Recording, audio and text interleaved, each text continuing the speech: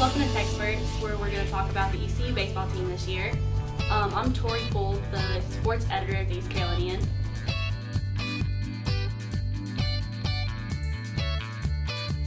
This is Kayla Morton, the former baseball writer and now sports chief.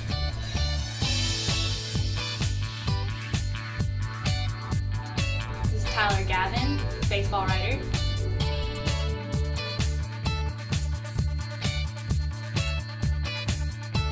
And Sean Finnerty, the other baseball writer.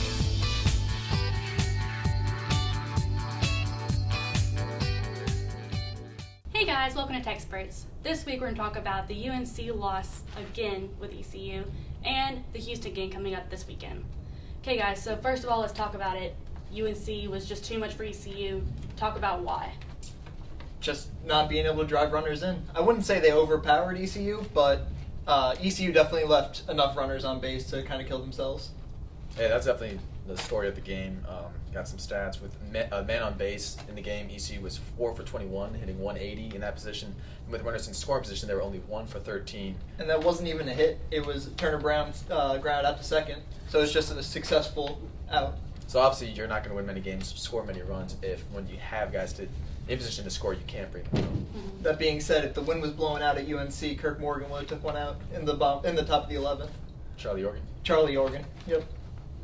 And just a continuation, basically, from their past weekend series. They couldn't drive runners in, so I don't really think it's more of like the number 4 team being too much for ECU because they kept pace with them just like they did in the first game, and then not being able to get on base just screwed them over again. Yeah, positive from the game, though, was the bullpen, which has been kind of a weakness so far in the season, I'd say, kind of blowing some games that they've had. After Kirk Morgan went, was it 2-3 innings of a no-hitter, the bullpen came in and 7 and a third innings, only giving up 1 run and being the game-winning run in the 11th inning. So. Again, off walks. Joe Engel still doesn't really look himself. He had two appearances where he closed out 2 games last weekend and then over the midweek series. But if he can step it up, then I think the bullpen will come together. Okay, so ECU fell to start off the conference play with UConn getting swept. Talk about why that happened in your opinion and what they need to change to look forward to the rest of the conference play coming up. I mean, like we already said, we need to get more runners on base, more hits. We have people in scoring position, but we just seem to strand them on base, and it's uncharacteristic basically of the team, I would say, just because like we have the power in the hitting and they just seem to not be able to get on base. Yeah, it's just lack of offense, lack of being able to score. They lost the games, the first 2 games 3-2, 3-2. In the second game, third game 5-1, so never able to score more than 2 runs in a game. Mm-hmm. So it's going to be very hard winning games, scoring so few runs. And what Tyler, you're saying they were struck out 37 times total in that series. So compared to 3 extra base hits, 2 doubles. So there was definitely no hit production there. Travis Watkins still needs to lay back. Of 30 starts, he easily leads the team with 127 at bats. He has 4 walks. So he definitely needs to start seeing some more pitches, and maybe the whole team does because they're definitely not walking enough. Got to take the free bases when you can. Yep. So Tyler, you wrote a column for today's paper talking about how even though ECU has been struggling with, is it 4 game losing streak? Yeah. But you still see there's to be a reason to be optimistic looking at the rest of the season. Talk about why you think that. There's definitely hope. If you look at last year's team that made it to the Super Regional, they were only 2.5 games better than the current ECU team sits at. They were 20-9, and if ECU wasn't coming off a 4-game losing streak, maybe the records would sit about the same. When team leaders like Evan Krasinski and Dewanye Williams-Sutton can't make everyday appearances, it's obviously going to kill the team chemistry and just the ability of the team in total. Spencer Brickhouse, Brian Packard, Tyler Smith coming out of the bullpen now, and Chris Holba, Trey Benton, Jake Agnos, all the young depth that we have, or that ECU has, they'll eventually be able to figure it out and put it all together. Would y'all say that you agree with that statement of, it's still a reason to look positive, or do you think that ECU was overrated and that they aren't going to live up to the expectations they had at the beginning of the season? I wouldn't maybe saying overrated is a bit too strong to say. It's still only halfway through the season. Mm-hmm. It's not like their record is horrible at 8-12, mm-hmm. and as Tyler mentioned, only 2.5 games back from where they were at this point in the season last year. But I don't think they're where they want to be because they've come in the season saying they want to be in Omaha, go to the World Series, and they said a great way of accomplishing that is having home field advantage in super regionals. And at current pace they're at, that's not likely going to happen. They'll be lucky to squeak in at this point. But conference season is just starting, so there's plenty of time to get their season Absolutely. going and turn it around. It's going to take a lot of hard work.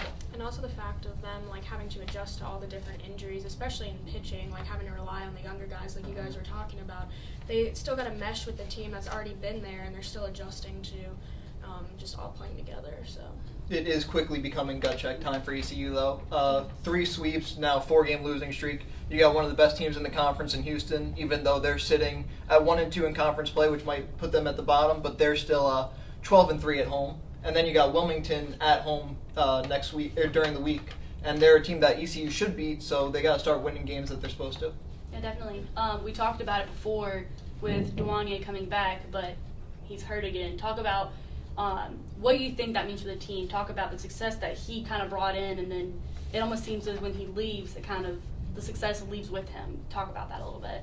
Well, when you keep coming in and out and you can't make everyday appearances, and that messes up the whole chemistry of the outfield, it's tough to really put it all together. You lose your number 1 hitter and you put Charlie Organ up there, who's even self-admitted that he's not the fastest leadoff hitter, so maybe having a guy with some speed on first base more often would help. I mean, obviously you want your best players out there, your most talented player, great in the field, great speed on the base path, one of the best hitters on the team. And with him being out for so long, it's hard to stay in a rhythm once he gets back to be able to play at his highest level. I mean, I feel like they have the bats to at least be somewhat productive when he's not there, so I don't think it's solely on Duanye's absence, but obviously it'd be a great help for if he's actually in the lineup. And even though he's not in the lineup, you have so many guys on your roster and people that have to play every day. At this point, we're halfway through the season. You've been adjusting. You know what you need to do when you step up to the plate, and ECU's just not doing that. And I just feel like they have so much depth that this shouldn't be a main struggle for them, and it is, and they're not fixing it. I think they're definitely lacking patience at the plate. It looks like they're starting to press now, looking for that big hit, and it's not coming. And I think if they waited a little more and put runners on, that maybe it won't take a home run, or it looks like they're swinging for the fences more. If you can walk once or twice, get runners in scoring position, and then eventually drive them home. Because they definitely know that now it's crunch time, and the fact that they feel that pressure, they feel like they need to make the big play, but if you just get people on base, you're going to get more runners in. Yeah, they keep talking about just trusting the culture and trusting the process, keep doing what they do, but they actually need, it's one thing to say it, it's another thing to actually truly believe it, and maybe the nerves are creeping in, and that not be why they're pressing so much at the plate, but it seems like they do need a little bit more patience. Yeah. So we'll talk a little bit more about this weekend. Houston is a major powerhouse, all around, defensively, offensively. Talk about the biggest aspect that ECU's gonna have to struggle, that ECU's most likely gonna struggle with, and what they should be doing to work this week to prepare for that. It looks like they're going to have to hit Seth Romero, who's Houston's Friday night starter. He has 76 strikeouts over the course of the season, which is the most I've seen anywhere that I've looked. A team that struck out 37 times last weekend to an undermanned UConn team. When you go into a powerhouse pitching school, you're going to have to hit. Romero was Houston's best pitcher last year. He got Conference Player of the Week plenty of weeks last season. He's just always seemed to come in and be lights out against ECU. And with a lot of their returners, they should have the advantage, knowing how he pitches, knowing what his favorite pitch is, what they need to look for in order to get on base. As you mentioned, Romero has a lot of strikeouts, and ECU strikes out its fair amount, probably due to their aggression at the plate. They combined all the hitters have struck out a combination of 231 times, compared to Houston as a team 155 times. So that could be an issue. And then obviously, not just the pitching is good for Houston, but they have possibly the best hitter in the conference, Jake Shiner. He's number 2 in batting average, number 2 in hits, number 2 in RBIs, as well as leading the conference in home runs and slugging percentage. So the young pitchers, Holba, Benton, Agnes, they're going to have to work it out for him, trying to keep him from making an impact. The rest of that team, though, has only combined for 8 home runs, and the next closest guy on the team behind Shiner, who has 33 RBI, which is just absurd, is Grayson Padgett at only 17. So maybe if they can get around Shiner and get him out once or twice, they can keep him off base. The closer for Houston, too, is also going to be a problem. If ECU gets behind too early, he might come in and lock it down. He has not let up a run yet. He has 6 saves and has struck out 37 people while holding them to 152 batting average. So far this season, Houston stands at 1-2 in the conference after dropping 2 games to UCF. I think it was this past weekend. Talk about what that kind of means, because ECU will face Houston, and then they'll have UCF back at home.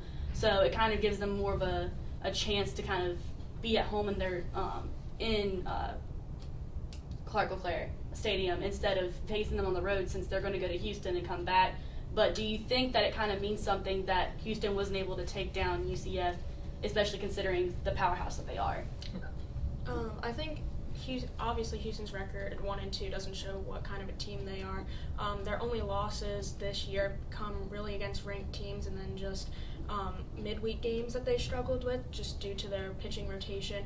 So the fact that they dropped 2 games, I mean, it's uncharacteristic for them, but then, I mean, no one expected ECU to be swept in their first series for conference, and that's uncharacteristic. But I just think Houston has more talent than ECU at this point, and I don't really think their showing at UCF really shows what kind of a team they are. Yeah, I don't think you can judge Houston by their 1-2 record in conference play. It's so early, and they played UCF, who's 23-7 in the conference. Best team. And on the flip side, ECU is 0-3 in the conference, and those losses are at home to a UConn team that isn't really thought of as being one of the top teams in the conference when it comes to baseball. So it's going to be a tough matchup going to Houston, and then at least for ECU, they're playing UCF at home, but that is going to be a tough one as well. Still, yeah, tough. Yeah, that's basically all that it is. Okay. Did you have anything else to add about this weekend or Tuesday's game against UNCW? UNCW will be a great opportunity to tack on a win for ECU compared to these other teams that are playing at the moment, just based off records. Don't mean to slight UNCW in any way. Yeah. That being said, if they fall behind again early, their closer hasn't let up even a hit, so they might be in trouble if Clark Coda comes in. Okay, that's it for this week for TECsperts. Tune in next week to hear about Houston.